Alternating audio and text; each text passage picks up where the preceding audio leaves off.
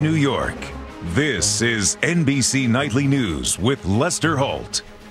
Good evening. Egyptian citizens who for so long had no voice in their country's destiny today were loudly exercising their newfound right of free speech across a broad spectrum of society. And as the work week started in Cairo, no place symbolized the country's new beginning more than Tahrir Square. At the height of the anti-government protests, this is what the famous square looked like, wall-to-wall people. By contrast, take a look at what it looked like today. Note the automobile traffic that's now returned to the hub of this sprawling city. This was also the day Egyptians learned the fine points of what this revolution has bought them in terms of who will be governing the country now and for how long. NBC's Richard Engel starts us out again tonight from Cairo. Richard, good evening. Good evening, Lester. The Egyptian military today consolidated its grip on power, but insists that military rule here will only be temporary, as Egyptians are now trying to push their democracy movement forward to claim basic rights.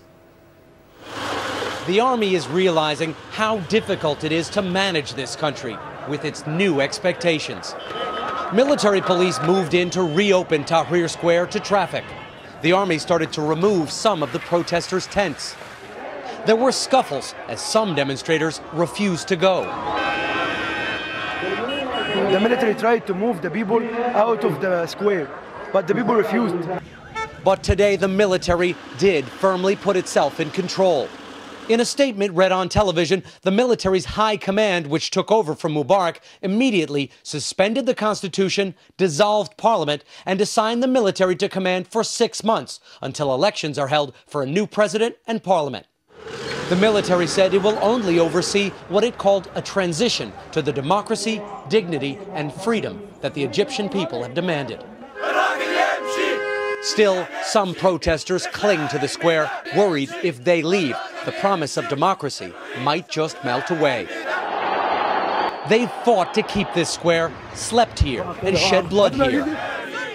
Already in pace with the amazing speed of this uprising, they've erected a monument in granite in the square for the martyrs of the revolution.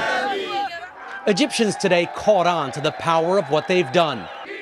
There were protests on what seemed like every corner. Every grievance is bubbling up. In just a few hours walking through Cairo today, we found journalists protesting against their editor-in-chief, accusing him of picking favorites. Protesters at the National Bank say the CEO has ties to Mubarak's son Gamal. No one will be silenced anymore. We will speak our mind everywhere. It is enough, he said. Nearby, musicians were protesting their union boss. A few blocks away, demonstrators at another state bank accused the CEO of corruption. There was a feeling of empowerment here. People saw if they came out and made a stand, they could achieve their political rights. Now Egyptians want that to translate to their offices and factories. People say they are no longer willing to accept corruption and mismanagement. Everyone is settling scores. Until Mubarak was forced out, state television broadcast nothing but government propaganda. It turned out to be a bad choice. This cell phone video shows the employees of the state broadcaster today chasing down their news director until he was hidden in an office by soldiers. But perhaps the biggest sign of how different Egypt has become was this. Police out protesting. The same police that unsuccessfully tried to crush the democracy movement today were themselves protesting for better wages. And they got them. The Interior Ministry doubled every low-ranking policeman's salary. More pay as the police here are trying to reinvent themselves with a new image. Police realize they've been hated here for years because of scenes like this. An undated video shows an officer humiliating a detainee with constant slaps to the face as other policemen laugh. Today, the Interior Ministry opened a website for citizens to send in complaints, as Egyptians have discovered the power of expressing themselves. 30 years of grievances have been pent up here, Lester. Egyptians have now finally found a voice to address them. Folks there have a lot to get off their chests. Richard Engel tonight, thank you. And while Egyptians are largely bidding good riddance to their former president, Hosni Mubarak, they've also got a few questions for him, mainly about where his fortunes may be stashed. Here's NBC's Martin Fletcher. He's said to be the richest man in Egypt, if not the world. Some Egyptians say up to $70 billion, although US officials say it's $2 to $3 billion. But where's the money? The Egyptian people want it back. The hunt for Mubarak's fortune began within hours of his resignation in Switzerland. The government there ordered all Swiss banks to find and freeze his assets. Pressure's growing on the British government to do the same. In every corner of Egypt, if you overhear people speaking, they speak about nothing but the Mubarak family's assets. They are absolutely shocked. Nobody's claiming Mubarak stole money from the budget or the bank. It's about abusing his power to help family and friends make billions. His guilt could be tough to pin down. It's not personal, but it is the money of the people and we need it. Since resigning, Mubarak has been staying in his residence in the Red Sea resort of Sharm el-Sheikh, one of many properties his family is said to own around the world. There's this home in London, worth around $10 million. And critics claim more properties in Madrid, Paris, Dubai, Washington and New York, as well as hotels, land and businesses here in Sharm el-Sheikh. One resident described the tourist town as Mubarak land. Dictators don't see a difference between public money and private money. Mubarak's corruption was a key complaint of the protesters, and now they're demanding Egypt's new government seek the return of his money. Martin Fletcher, NBC News, Sharm el-Sheikh, Egypt.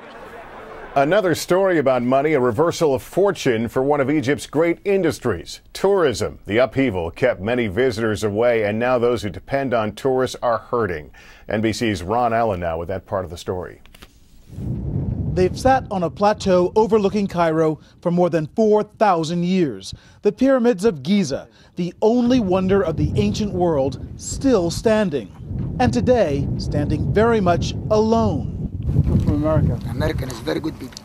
Adan says he's never seen so few tourists in his 25 years of giving rides aboard his camel. This is what it usually looks like, around perhaps the most impressive man-made monuments anywhere. But since Tahrir Square erupted and countless foreigners fled, the local people who eke out a living on tourist tips have been desperate for them to return. He coming back. You think they're coming back? Yeah, I want to see now. It's been this way here since the crisis began nearly 3 weeks ago. Egypt has been losing about $300 million every day. A lot of that tourist dollars, money that would have been spent by people coming to see all of these magnificent sights. The streets of Cairo are getting their energy back, but not the places where tourists go. And that's Egypt's lifeblood, more than 10% of its jobs and economy.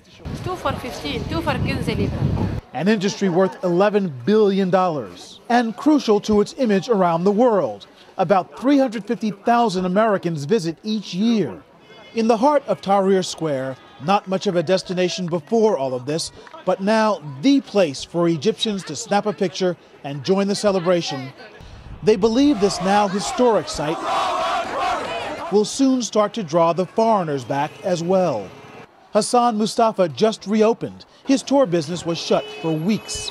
We all know that there is a reason for this, and we are happy by these reasons. And we know that Egypt will go up again one day.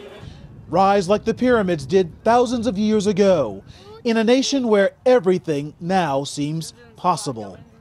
Ron Allen, NBC News, Cairo.